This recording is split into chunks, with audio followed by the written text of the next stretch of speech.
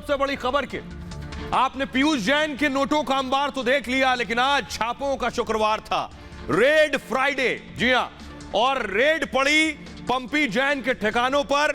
Red Friday क्यों था? क्योंकि 50 ठिकानों पर आज डाल ली गई रेड। किस किस के ठिकानों पर रेड पड़ी, आइए सबसे पहले आपको बताने जा रहे हैं। आज रेड का डे था, चारों तरफ ताबड़तोड़ छापेमारी हुई और यह है आपकी टेलीविजन स्क्रीन पर, देखिए जरा। पंपी जैन जो समाजवादी पार्टी के एमएलसी हैं, उनके 6 ठिकानों पर रेड हुई। मलिक मियां, उनके 3 ठिकानों पर रेड हुई और इसके अलावा मोहसिन मलिक, उनके 2 ठिकानों पर छापे पड़े। हाजी नसीम के भी 2 ठिकानों पर रेड हुई है। आइए सबसे पहले आपको दिखाने जा रहे हैं, देखिए जरा कि पंपी जैन के दरअसल समाजवादी पार्टी से रिश्ते हैं। तस्वीरें देखिए जरा, ये तस्वीरें दिन भर आपने देखी, पंपी जैन के बारे में बताएंगे। अखिलेश यादव को आप देख रहे हैं, ये पंपी जैन खड़े हैं जिन्होंने समाजवादी पार्टी का इत्र लॉन्च किया था, एसपी का इत्र लॉन्च किया था। दूसरी तस्वीर में दिखाऊंगा जरा आपको। पंपी जैन का नाम तो आपने सुन लिया, लेकिन पहले आपने पीयूष जैन का नाम भी सुना होगा। अब आप कंफ्यूज हैं, या बताया गया कि पंपी और पीयूष है कौन। देखिए, ये है पीयूष जैन और ये है पंपी जैन। ये है पीयूष जैन जिनके घर से करोड़ों रुपया मिला, 194 करोड़। इनका नाम भी पी से है और पंपी जैन का नाम भी पी से है। ये है समाजवादी पार्टी के एमएलसी। दोनों की तस्वीरें ध्यान से देख लीजिए। आइए अब आपको बताते हैं ये पी कनेक्शन है क्या, ये पी क्या है जिस पर समाजवादी पार्टी अब परेशान और पसोपेश है। देखिए जरा कैसे पी ने सबके लिए परेशानी खड़ी कर दी है सियासत में। देखिए, ये पीयूष जैन और ये पंपी जैन। पीयूष जैन अब किसी पहचान के मोहताज नहीं रहे हैं, पूरी दुनिया जान रही है। करोड़ों के बक्से जो निकले हैं, दोनों इत्र के कारोबारी हैं। इन दोनों की पहली पहचान ये है, नाम का पहला अक्षर जो है पी से पीयूष और पी से पंपी और पुष्पराज। पंपी जैन का नाम ही पुष्पराज जैन भी है, नाम का पहला अक्षर, और दोनों के नाम में जैन आता है, सरनेम भी एक ही है। इसके अलावा दोनों ही कन्नौज के कारोबारी हैं, यानी पीयूष भी कन्नौज के कारोबारी हैं और पंपी भी समाजवादी पार्टी के एमएलसी भी। एक ही गली में, छिपट्टी मोहल्ले का नाम जो आपने सुना है, उस एक ही गली में ये दोनों रहते भी हैं। दोनों के घर की दूरी सिर्फ 500 मीटर की है, यानी 500 मीटर के दायरे में दोनों का घर है। पीयूष जैन का समाजवादी पार्टी से संबंध नहीं है, यानी ये जो पीयूष जैन जिन्हें आप देख रहे हैं, इनका समाजवादी पार्टी से संबंध नहीं है। लेकिन पुष्पराज जैन जो पंपी जैन है, ये समाजवादी पार्टी के एमएलसी हैं। पुष्पराज जैन ने समाजवादी पार्टी के लिए समाजवादी इत्र लॉन्च किया था। जो तस्वीर मैंने आपको दिखाई, अखिलेश के साथ इत्र लॉन्च करने में पंपी जैन बैठे हुए थे। दोनों इत्र का काम भी करते हैं, दोनों के पेट्रोल पंप भी हैं, दोनों के कोल्ड स्टोरेज भी हैं। यही कंफ्यूजन था, लग रहा था कि पीयूष जैन के यहां जब रेड हुई तो कहा जा रहा था यही समाजवादी के करीबी है, लेकिन ये नहीं, ये है असली वाले करीबी। 23 दिसंबर को पीयूष जैन के ठिकानों पर छापे हुए थे और अब पीयूष के ठिकानों से आपको याद होगा 194 करोड़ कैश बरामद हुआ था। 23 किलो सोना, 600 लीटर चंदन का तेल मिला था।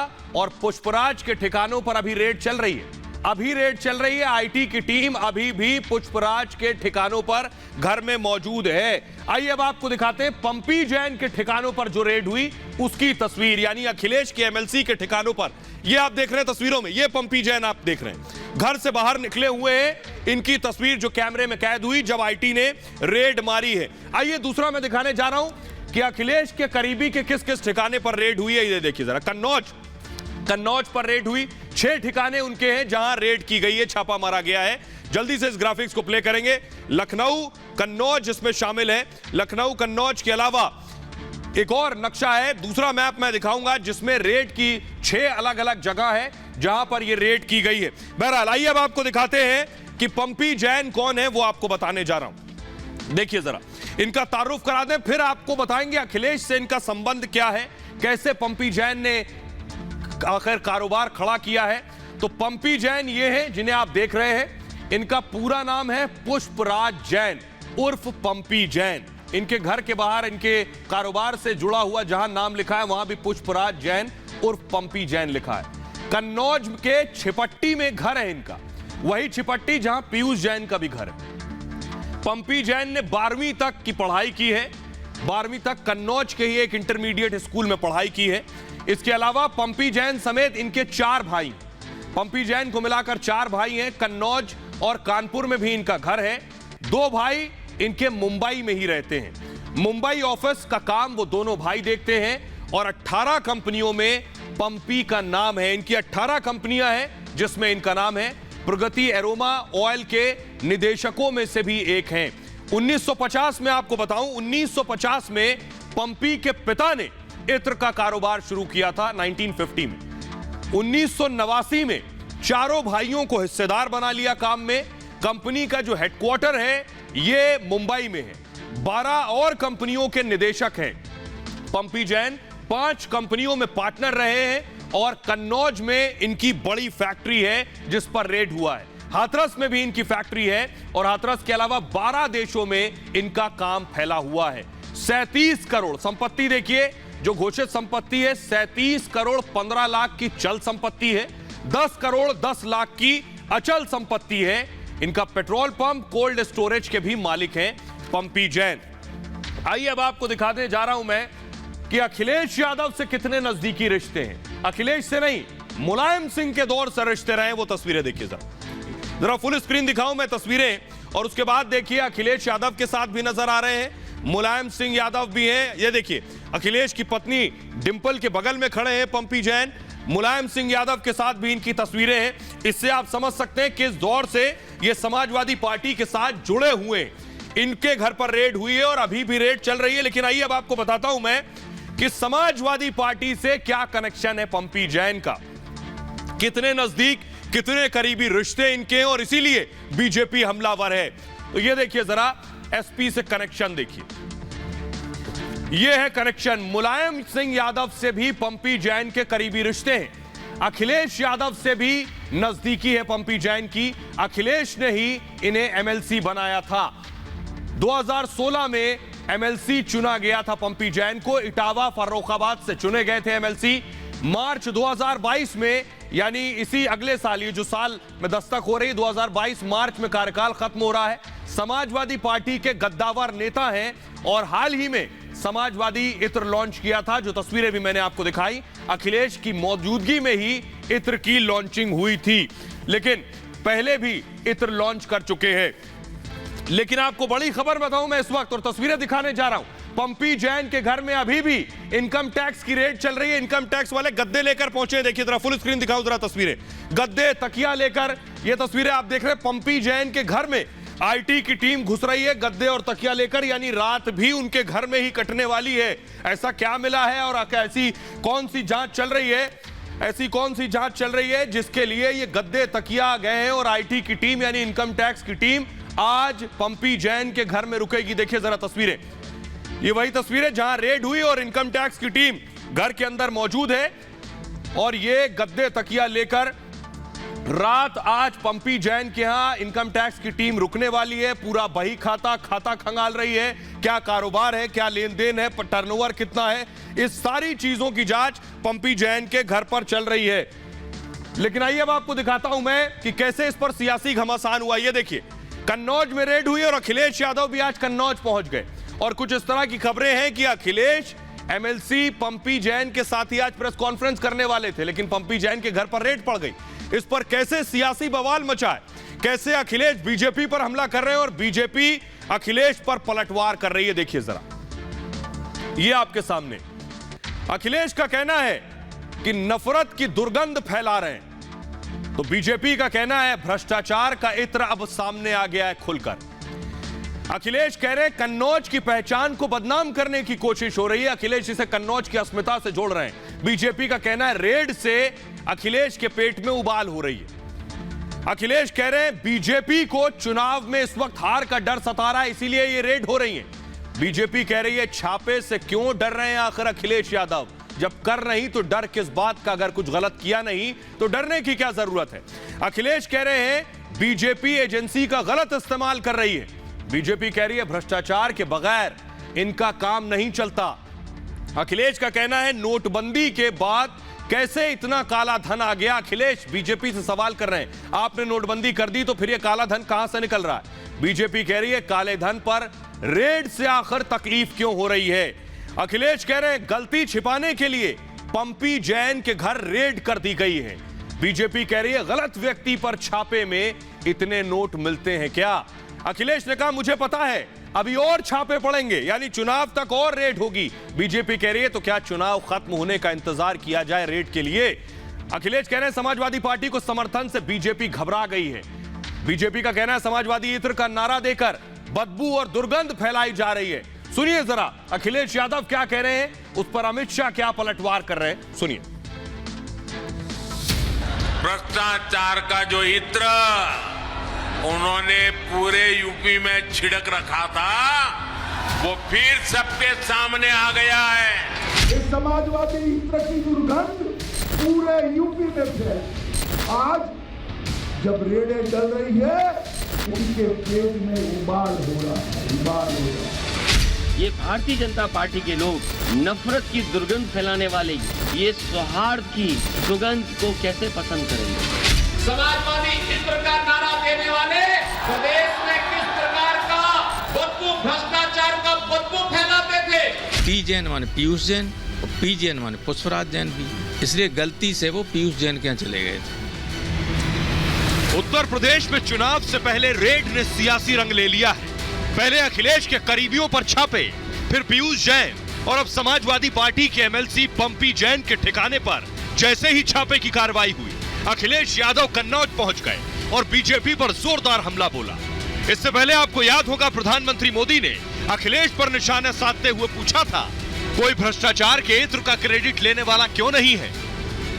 भ्रष्टाचार का जो इत्र उन्होंने पूरे यूपी में छिड़क रखा था, वो फिर सबके सामने आ गया है। लेकिन अब वो मुंह पे ताला लगा के बैठे हैं, क्रेडिट लेने के लिए आगे नहीं आ रहे हैं। एक तरफ छापे की कार्रवाई पर अखिलेश ने बीजेपी को घेरा, तो सीएम योगी ने भ्रष्टाचार के मुद्दे पर अखिलेश पर निशाना साधा। जैसे जैसे भारतीय जनता पार्टी को हार का डर और हारने के करीब पहुंचेगी, न जाने कितनी बड़ी संख्या में नेता आपको उत्तर प्रदेश में दिखाई देंगे।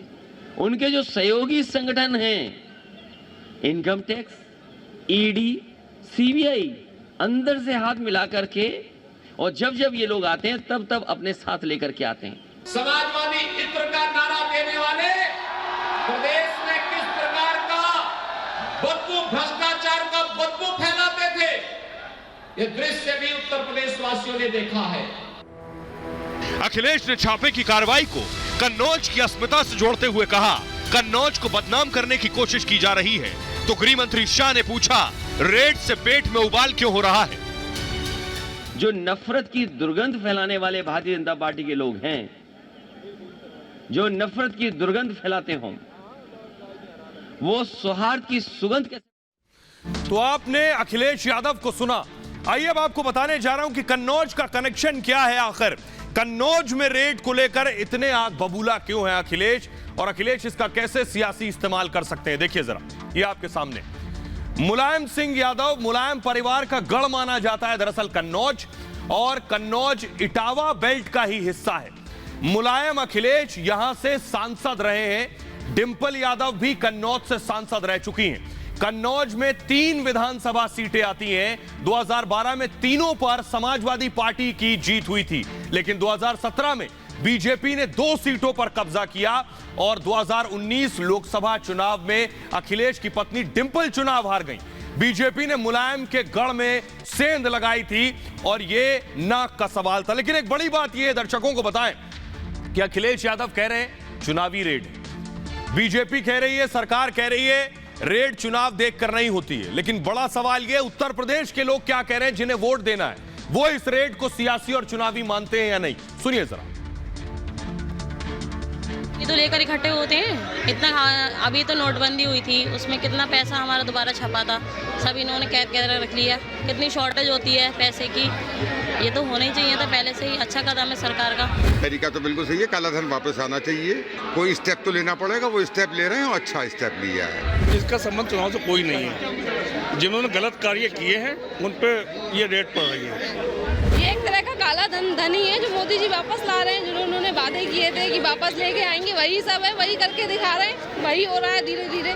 रेट बिल्कुल सही पड़ रही है, विपक्ष डरा हुआ है इसी चीज़ से, काला धन जो है इन लोगों के पास है, इसलिए ये लोग डर रहे हैं। मैं तो कहता हूँ ये चुनाव ही नहीं, ये आगे भी होना चाहिए, इसको कभी भी रुकना नहीं चाहिए। काला धन खत्म होगा, साथ साथ में हर गरीब का भी फायदा होगा। जो गलत काम मतलब कर रहे हैं वो उन्हीं की रेट पड़ रही होगी और वो मतलब डरेंगे इस काम को, वो अपने आप को सही करें। जो सही है तो वो नहीं डरेगा, साफ सीधी बात है। जो गलत है, जो लोग गलत हैं वो डर रहे हैं। और आइए अब आपको जल्दी से बताते हैं, ये जो रेड पड़ी है, इस रेड में कौन सी बात कॉमन है, इस रेड से आखिर क्या एक बात है जो सभी में आपको मिलेगी। सबसे पहले देखिए, ये पंपी जैन कन्नौज में इत्र के बड़े कारोबारी हैं, इनके बारे में शुरू में आपको बताया। दूसरे शख्स देखिए, इनका नाम है मोहम्मद मोहसिन मलिक, इत्र के बड़े और पुराने कारोबारी हैं।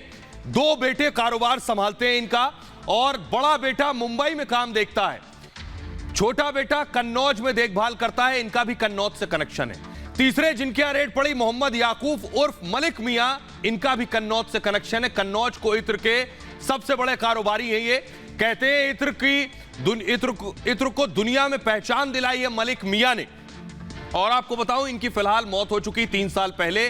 बेटे इनका कारोबार देखते हैं, इनका भी कन्नौज से कनेक्शन है और इत्र से भी कनेक्शन है। गल्फ में इत्र का बड़ा एक्सपोर्ट का काम है। तीसरे देखिए, मोहम्मद फहीम KKR गुटखा बनाते हैं और गुटखे में इत्र का इस्तेमाल करते हैं, यानी इनका भी इत्र से कनेक्शन है। और इत्र की फैक्ट्री कन्नौज में है, कन्नौज से भी कनेक्शन है। यानी आपने एक चीज देखी, ये जिनके यहां रेड पड़ी है ये कन्नौज से भी है, इनके यहां इत्र भी बनते हैं। तो ये क्या कनेक्शन है ये आपको बताऊंगा, लेकिन पहले आपको दिखाता हूं कि कन्नौज है कहां पे। जो लोग मुंबई और महाराष्ट्र, गुजरात या देश के दूसरे राज्यों में रहते हैं, ये लखनऊ आपने देखा है, लखनऊ से लगभग 122 किलोमीटर की दूरी पर है कन्नौज, और कानपुर से लगभग 80-84 किलोमीटर की दूरी पर पड़ता है ये कन्नौज। कन्नौज में ये जो मैंने आपको बताया, लेकिन कनेक्शन के बाद मैं बताने जा रहा हूं आपको क्या इत्र, ये सारे लोग इत्र का धंधा करते हैं। क्या इत्र में इतना पैसा है, क्या इतना पैसा है कि पीयूष जैन के घर से नोट ही नोट मिल गए? देखिए जरा, क्या इत्र से इतना कारोबार, इतनी कमाई हो सकती है, इत्र से इतना पैसा बनता है? देखिए, तो कन्नौज की स्थिति मैं आपको बताने जा रहा हूं। कन्नौज की ग्राउंड रियलिटी है, कन्नौज में 300 से ज्यादा फैक्ट्री हैं इत्र की, 50,000 परिवार इसी कारोबार के साथ जुड़े हुए हैं, 1,000 करोड़ का लगभग टर्नओवर है इत्र की इन फैक्ट्रियों का। इत्र कारोबार में मुनाफा, यह बहुत ध्यान से देखिएगा, तब आप समझेंगे कि आखिर कन्नौज में कारोबार हो कैसे रहा। इत्र का मुनाफा करीब 90% होता है, 90% मुनाफा है इत्र के कारोबार में। लगभग 100 रुपए की अगर कीमत है किसी चीज की, किसी इत्र की, तो आपकी कमाई होगी 190 रुपए। 90%, 90% मुनाफा है। इत्र बनाने में सिर्फ 3% का खर्च होता है। सोचिए, सिर्फ 3% इत्र बनने में लगता है। अगर कुल खर्च 100 रुपए है तो इत्र पर 3 रुपए खर्च होता है। बाकी पैसा कहां खर्च होता है? देखिए, बाकी पैसा खर्च होता है मार्केटिंग में, विज्ञापन में, पैकेजिंग पर 97% का खर्च होता है। परफ्यूम के लिए कच्चा माल बेहद सस्ता मिल जाता है। सबसे पहली चीज, परफ्यूम की मांग सबसे अधिक है, करीब हर व्यक्ति परफ्यूम का इस्तेमाल करता है। क्यों? सिर्फ इत्र लगाने के लिए नहीं, बड़ी कंपनियों के इत्र बेहद महंगे होते हैं। ग्राहक इत्र नहीं, ब्रांड पर पैसा देता है। इसको आप इस तरह से समझिए, हर प्रोडक्ट की जो पहचान है वो खुशबू से होती है। आप एक साबुन खरीदते हैं, उस साबुन की पहचान उसकी खुशबू से होती है। आप एक कॉस्मेटिक खरीदते हैं, उसकी पहचान उसकी खुशबू से होती है। आप दुनिया की कोई चीज खाने की खरीदते हैं, उसकी पहचान उसकी खुशबू से होती है। और ये खुशबू कहां बनती है? कन्नौज में। ये खुशबू ये इत्र कारोबारी बनाते हैं और इसीलिए उसकी खुशबू सबसे महंगी बिकती है, करोड़ों में। वो खुशबू का फॉर्मूला अगर बेच दिया तो करोड़ों रुपए मिलते हैं। यही कारोबार में सबसे तरक्की और बड़ी वजह है पैसा कमाने की। कंपाउंड और आइडिया महंगा होता है। कंपाउंड मतलब केमिकल का जो मिक्सचर है, यह महंगा होता है, जिसकी बड़ी कंपनी मुनाफा, जितनी बड़ी कंपनी होगी उतना बड़ा मुनाफा होगा। तो यह है वजह ज्यादा पैसा कमाने की इसके जरिए से। आइए अब आपको बताने जा रहा हूं, तस्वीरें दिखाता हूं। कभी आपने इत्र बनते देखा है? तो आइए मैं आपको दिखाने जा रहा हूं ये इत्र बनता कैसे है। ये देखिए जरा। ये फूल आप देख रहे हैं, इन फूलों के जरिए, फुल स्क्रीन जरा तस्वीरें दिखाऊं मैं, इन फूलों के जरिए ये देखिए फूलों को इसमें डाला जाता है, उसके बाद इस तरह से इसे बंद कर दिया जाता है और बंद करने के बाद इसे भट्टी पर चढ़ा दिया जाता है, ये देखिए। और उसके बाद फूलों का जो अर्क है, फूलों को उबाला जाता है और उसके बाद इसके अर्क को दूसरे बर्तन में निकाला जाता है। ये आपको हम एक्सप्लेन करेंगे, लेकिन उससे पहले आइए अब आपको बता देता हूं मैं कि आखिर ये इत्र बनता कैसे है, और सिर्फ इत्र नहीं, इत्र के अलावा भी कन्नौज में क्या क्या होता है ये देखिए जरा, आपको मैं दिखाने जा रहा हूं। ये जो आप देख रहे हैं भट्टी पर चढ़े हुए बर्तन, इसी तरह इत्र बनता है। तो कन्नौज में दरअसल अब सिर्फ इत्र नहीं बनता है, एक बड़ी चीज ये है, इत्र के साथ फ्लेवर और खुशबू का भी बिजनेस है कन्नौज के अंदर। फ्लेवर, खुशबू को कंपाउंड कहते हैं, कंपाउंड। और कंपाउंड क्या होता है? कंपाउंड केमिकल के मिश्रण से बनता है, जो आपने सुना होगा पीयूष जैन के घर से बहुत से कंपाउंड मिले यानी मिश्रण मिले। ये खुशबू जो है ये केमिकल से बनाई जाती है, कई केमिकल्स को मिलाकर एक अलग तरह की खुशबू बनाई जाती है, यही उसकी काबिलियत है बनाने वाले की। बिना केमिकल ऑर्गेनिक खुशबू बनती है, यानी जिसमें केमिकल नहीं होगा वो ऑर्गेनिक खुशबू होगी। सिर्फ कपड़ों में लगाने वाली खुशबू नहीं बनती है, यानी अगर आप इत्र का नाम सुने और आप सोचे सिर्फ कपड़ों में लगाने वाला इत्र है, तो नहीं, खाने के लिए भी खुशबू बनती है, साबुन के लिए भी, कॉस्मेटिक्स के लिए भी, दवाओं के लिए भी। तो साबुन, शैम्पू में डालने वाली खुशबू भी बनती है कन्नौज में। पान मसाला, तंबाकू में जो फ्लेवर डलता है वो भी कन्नौज में बनता है। खाने और दवाइयों में भी जो इस्तेमाल होता है वो भी कन्नौज में बनता है। ऑर्गेनिक इत्र आपको बताऊं आसवन विधि से बनता है। ये आसवन विधि क्या है? दरअसल भाप के जरिए ये इत्र बनाने की प्रक्रिया होती है। कैसे भाप के जरिए बनती है? तांबे की बड़ी बड़ी डेगों में फूलों को भर दिया जाता है। गुलाब, चमेली, बेला जैसे जो फूल हैं उनका इस्तेमाल किया जाता है इसमें, और लंबे समय तक ये जो डेगे आप देख रहे हैं, लंबे समय तक इन्हीं पर इसे चढ़े रहने दिया जाता है। और उसके बाद डेगों का मुंह खोलकर भाप इकट्ठा की जाती है और यही भाप फिर इत्र में बदल जाती है और इसे दूसरे केमिकल्स में मिलाकर, दूसरे तेल में मिलाकर आपके घर तक इत्र के रूप में पहुंचता है। लेकिन आइए एक रिपोर्ट के जरिए आपको बताते हैं कि इत्र के कारोबार में इतना पैसा है कि बड़े बड़े एजेंसियां, जो अधिकारी पहुंचे उनकी आंखें फटी की फटी रह गई इतना पैसा देखकर। तो कैसे बनता है इत्र, जरा तस्वीरों में देखिए आप।